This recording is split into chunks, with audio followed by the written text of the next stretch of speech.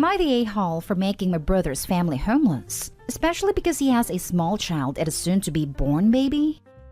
Okay, so my sister-in-law and brother will be staying at mine and my wife's house for a few months as they are both out of jobs. And sister-in-law is 7 months pregnant. They also have a 6-year-old child and our house was enough to accommodate all of us. The problem is that my sister-in-law is a not-so-nice person. It is the type who says she's brutally honest, and that if she sees something that doesn't please her, she will make sure everyone knows. I didn't know the extent of it until now when she started to torment my wife. My wife is a very sensitive person. It is also unable to have kids. Not because she's infertile, but because the birthing process can prove to be extremely dangerous for her.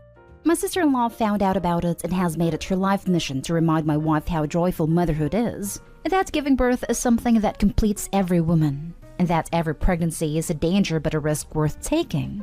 Let me remind you, my wife's mother has died at childbirth, and her aunt has had multiple miscarriages. My wife has asked her to stop, but she says that she is also a resident at our home, and while she is here, she can do what she wants. I've also asked her to not to bother my wife about it, but she won't listen to reason, although she toned it down after my brother asked her. A few days ago, I had come home early from work only to find out that my sister-in-law had held an intervention for my wife with all her mother friends to encourage her to get pregnant. My wife had locked herself in our room and had been crying. I saw red and immediately called my brother and told him I wanted his family out of my house by 10 tonight, and went ahead and packed their stuff around the house myself. I didn't talk to my sister-in-law while she screamed at me, and I just gave her son noise-canceling headphones and left him in the corner room. Brother begged me to let them stay as his part-time job was not paying enough to support all 3 of them, plus the new baby. I told him that I had given sister-in-law many chances, and that my wife will not be disrespected in her own home. They left, and I have found out that they are currently homeless and can barely afford to get a motel for a night. My mother is on my side, but has told me to think about my nephew, who is also suffering a lot as he can't even attend online school. After knowing all this, both me and my wife feel a little guilty as the child was blameless, and the soon-to-be-born one will also have to suffer. So am I the a-hole for making my nephew suffer and problem cause him trauma? I am not at all regretful for kicking my sister-in-law out, but I am worried about my nephew as he has anxiety as well. Now for the top comments. Not the a-hole. You'd majorly be the a-hole if you allowed your horrible sister-in-law in the house, and let her most definitely harass and bully your wife. Protecting your wife comes first. Sister-in-law should have thought of that before she acted so horrible. You gave her so many chances. It's her fault they are now in a mess. If Opie is willing, they could offer brother and the child a place to stay. But sister-in-law can go live with one of the women who staged an intervention to coerce a woman to have a child. But only if Mrs. Opie is okay with it. But Opie and wife are not the a-holes. Sister-in-law made them homeless. She was an a-hole to the people that were nice enough to let her family stay for free. She's one of those people who thinks that everything should go her way and just her opinion matters. Being brutally honest is just another word for a-hole or bully. Not the a-hole. Your mom can house your nephew. Your brother must find a better job and provide for his family. Or they can go live with that lovely mother-in-law of his that thinks that a woman is only complete if she is a mother. She can act like one. Why just him? It seems like the wife has nothing better to do with her time than antagonize people gracious enough to welcome them into their home. Not the a-hole. Take in the kid if you want, or mom can take him in. But your sister-in-law was way out of line here. Kudos on not strangling her, honestly. Bluntly, your sister-in-law was encouraging your wife to do some things she knew would be dangerous to her. Your sister-in-law is fine leaving you a widower, so long as your wife is part of her fruity little club. Your wife's mental health must be prioritized, especially after this incident. And unfortunately, your nephew got caught in the crossfire. But remember, all your sister-in-law had to do to not have this happen was knock off her BS. She technically told your wife to end herself, Opie. That's so unacceptable I don't think I have to say anything more. Next story is titled, Am I the a-hole for telling my half-brother he's not my daughter's father or mine? My half-brother is 19. I'm 26. We share a dad but not a mom. Right after my mom died, Dad had a one-night stand with a woman who is now his wife. My half-brother was the result of that one-night stand, and 2 years later they were not only together, but happily married. They now have 5 kids together, including my half-brother. One thing she and I have in common is the loss of our moms at a very young age. Stepmom was 9, and I had just turned 7 when our respective moms died. So she knew what it was like and she never tried to be my mom. She didn't even try to fill that role for me. She resented her own stepmother for doing it. So we had a very, very casual relationship. I appreciate her so much for that. She also was quick to remind my dad she wasn't my mom when he would call her that to me. I think she knew the best way for me to accept the change, and especially have siblings, would be to never make me feel like she was replacing or taking over where my mom once was. Here's the thing. I had my daughter 16 weeks ago, and I named her after my mom and my husband's mom. Cool.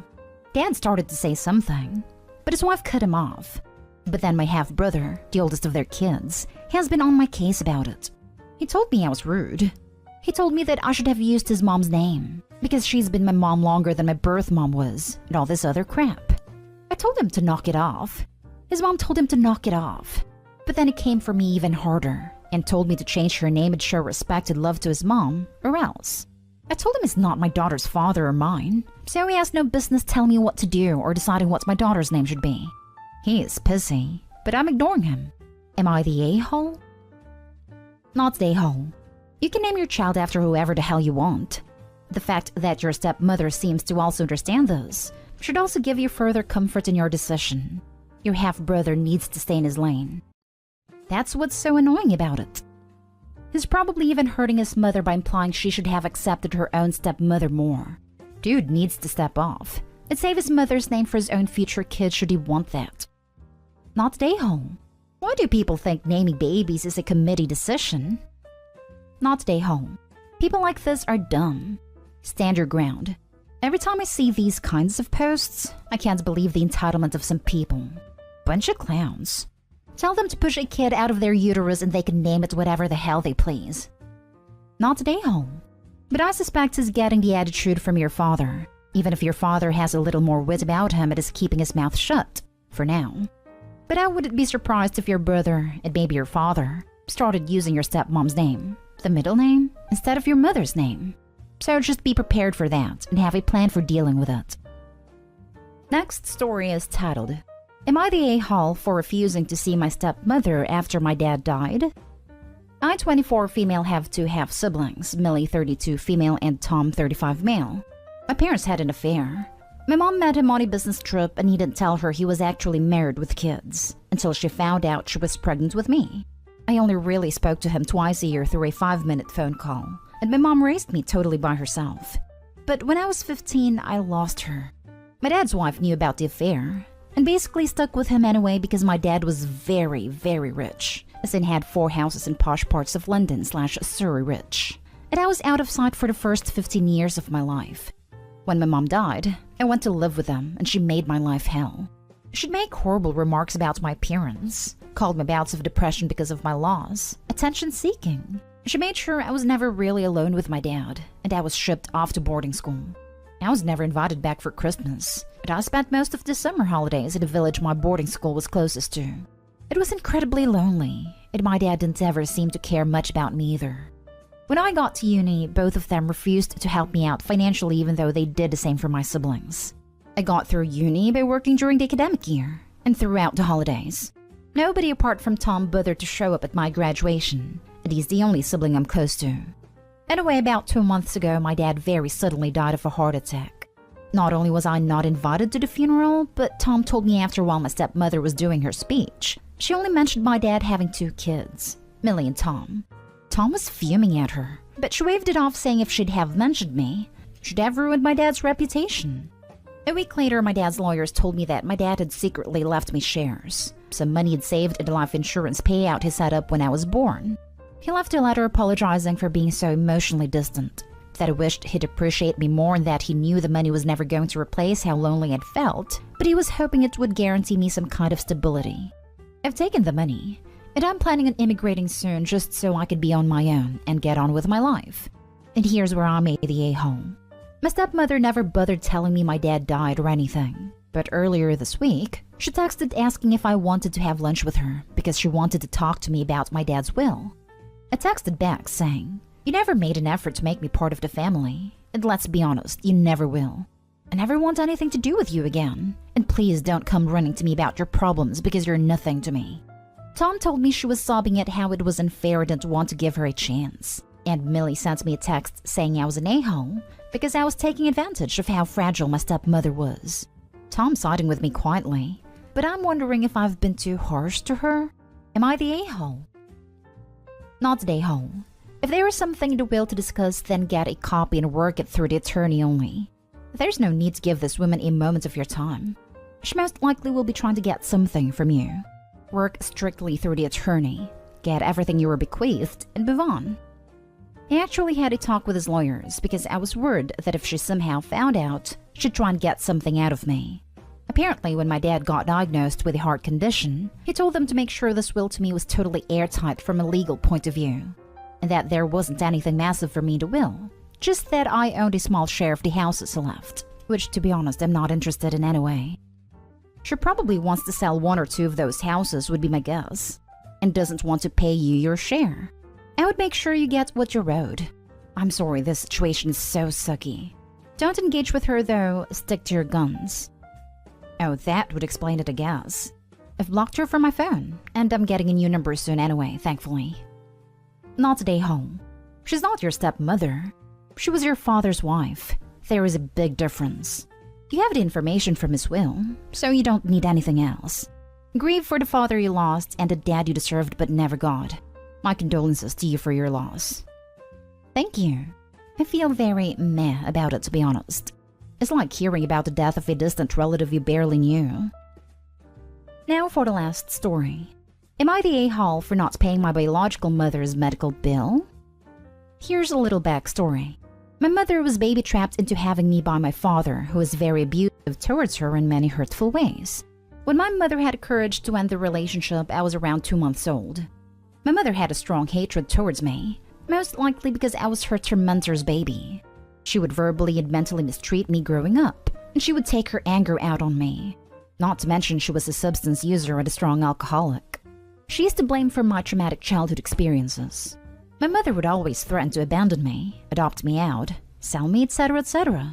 And when I was 9 years old, she adopted me out, and I had not spoken to her since then. Luckily, when I was 11 years old, my family adopted me. I had lost all contact with my mother and had immigrated out of America and moved to England.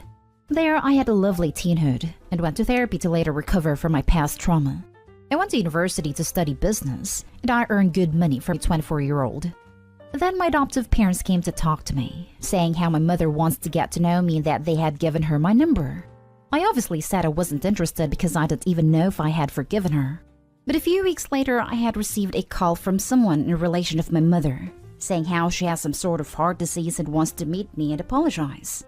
After loads of consideration and talks with my family and therapist, I decided to fly out to America and meet her. I arrived at a hospital she was at, and I didn't even know what to say. Someone who I assume is her boyfriend explained to me how she has had heart failure for the past 3 years, and how she has received a heart transplant. The only problem is that they couldn't afford it, and along with her medical bill. Long story short, he asked if I could help pay for it, and how he will pay half of it back after the surgery. I just broke down crying and started screaming and shouting at them out of anger. This resulted in an argument with Amanda and I, and both of us being escorted out of the building. I simply just couldn't believe how they lied to me, saying how she wanted to apologize to me, when she refused to even look or say hi to me. I was so angry that I wasted my money to fly out to America just to be told they needed my money, and how they would only pay half of it back. They didn't even have the courtesy to tell she has heart failure until she had gotten the opportunity to have a heart transplant. Some people are calling me an a-hole because she is my biological mother, and how I should forgive her and stop being as stubborn as I can afford to pay for it, and either way I'll get some money back. Whereas others agree with me and thinks someone else better than her should deserve the heart transplant and think I shouldn't pay for it. Not the a-hole. You owe them nothing. And you don't owe forgiveness to your biological mother who helped trick you into crossing an ocean during a pandemic, just to manipulate you out of money. Cut them all off. Tell your adoptive parents what happened and ask them to never give out your contact information again. She literally threw her kid away at 9 years old. Screw anyone saying to just get over it. I would like to add that biology has little to do with who should be considered family. Family loves and supports one another. When did a biological mother do that? Opie deserved better during childhood. That woman needs to be reminded that she does not deserve the title of mother when she's only concerned about her own self-interests. They misled you to get you to travel a very long ways. You weren't even there when they decided to take on these medical bills, so you have no obligation to pay them. And if you do, I wouldn't count on being paid back. I hope you can make the most of the trip and visit friends in new places. She is a giant a-hole. She didn't raise you, didn't properly care for you, and didn't show you love. You owe her nothing. Block her number and any other number she or her boyfriend call you from. Do not give it another thought. I'm sorry for the pain she has caused you. I'm so glad you have a therapist and a good family to help you through this. Not the a-hole. Just because she was mistreated didn't mean she could inflict it on you. There's literally no justification. She of all people knew how it felt. And worse still, you were a child. She walked into her relationship as an adult. Once she adopted you out, she ceased being your mother legally. There is nothing you owe her. Any friend saying you should pay has to mind their own business and doesn't even understand 1% of the horror you went through. Surround yourself with people who love and support you and cut out the negative. Close this chapter. Change your number. Speak more to your therapist.